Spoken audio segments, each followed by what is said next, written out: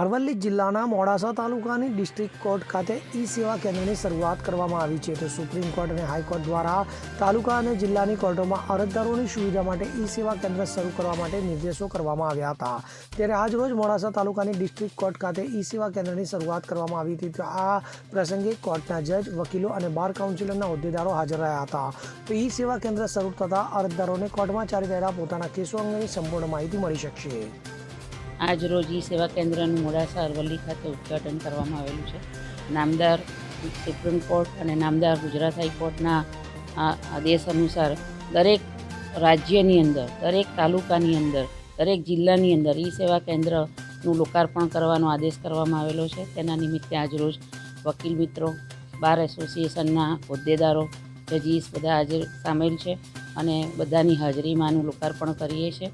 અને મુખ્ય ઉદ્દેશ આનો એ છે કે સામાન્ય જનતાને પોતાના કેસોની માહિતી કેટલીક વખત તેમના સુધી પહોંચતી નથી, તો તેઓ કોઈપણ વ્યક્તિની મદદ વગર અહીંયા જે ઈ સેવા કેન્દ્રની બારી ઉપર આવી અને પોતાના કેસનો નંબર ના યાદ હોય તો પોતાનું નામ માત્ર કહેશે તો પણ કયા પ્રકારનો કેસ છે એટલી માહિતી આપવામાં આવશે. તો તુરત જ તેને તેના કેસનું શું સ્ટેટસ છે અને કઈ કોર્ટમાં છે અને ક્યાં કેટલી તારીખો પડી છે, કયા જજ સાહેબમાં છે, એ તમામ હકીકતો તેઓ સ્વતંત્રપણે જાણી શકશે. હવે પક્ષકારોએ કોઈના ઉપર આધારિત રહેવાની જરૂર નથી.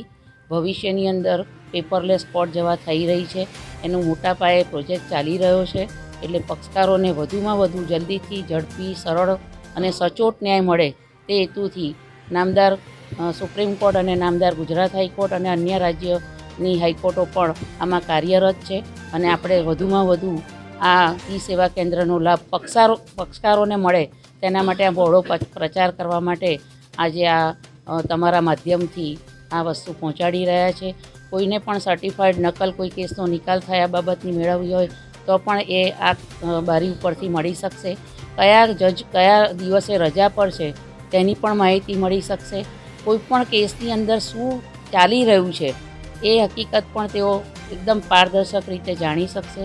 એટલે આ ઈ સેવા કેન્દ્ર ખાસ કરીને લીકીગંડ એનો લાભ લે તે હેતુથી છે.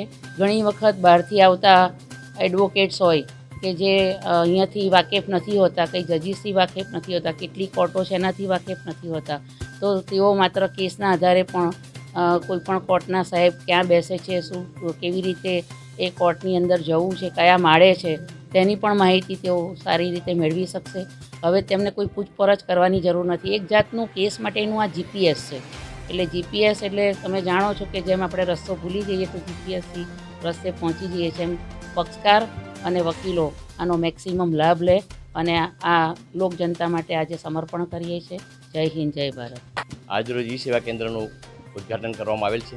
નામદાર સુપ્રીમ કોર્ટ, નામદાર હાઈકોર્ટે આદેશ મુજબ અમારા ડિસ્ટ્રિક્ટ જજ સાહેબે પૂરી મહેનત અને એમની વર્તનથી આ ઈ કેન્દ્ર આખા જિલ્લામાં દરેક તાલુકાવારે ચાલુ કર્યું છે. અને અમારા ડિસ્ટ્રિક્ટમાં અહીં પક્ષકારોને પૂરો ન્યાય મળે, એમને તારીખ પેપરલેસ એમને અરજી કરવાની જરૂર ના પડે નહીં, એ તાત્કાલિક એમની કઈ કોર્ટમાં મુદત છે, ક્યાં કયું સ્ટેજ છે, કયા સાહેબમાં છે, સાહેબ રજા પર છે કે નહીં, અને વકીલો બહારથી આવતા હોય પણ એમને ખ્યાલ આવી જાય ભાઈ આ કોર્ટમાં આટલા વાગે જવું છે અને બીજી કોર્ટનું એનું ભારણ ઓછું થાય.